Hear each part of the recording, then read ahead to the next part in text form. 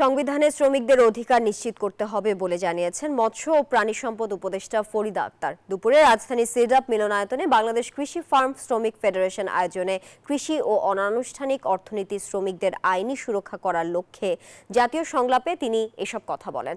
মৎস্য ও প্রাণী সম্পদ উপদেষ্টা বলেন, কৃষি শ্রমিকদের ওপর যে শোষণ হচ্ছে তা কেউ দেখে না। বলেন, তামাক কোম্পানিগুলোতে অনেক শিশু শ্রম হয়ে থাকে। জর্দা কোম্পানির শ্রমিকদের শ্রমিকই মনে করা হয় না বলে মন্তব্য করেন উপদেষ্টা। ফসলি জমিতে কীটনাশক ছিটাতে গিয়ে অনেক কৃষি শ্রমিক অসুস্থ হয়ে যায়, কিন্তু এসব কেউ দেখে না।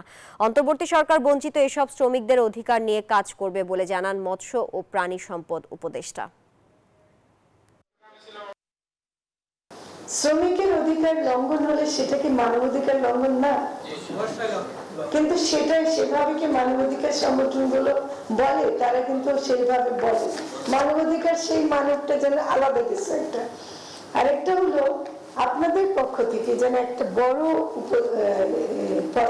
সুপারিশ যায় যে সংবিধান সংস্কার বা যাই করুক, সেখানে যদি শ্রমিকের অধিকারটা স্পষ্টভাবে না থাকে সেই সংস্কার আমরা মানব না। স্পষ্টভাবে না থাকে সেই সংস্কার আমরা মানব না।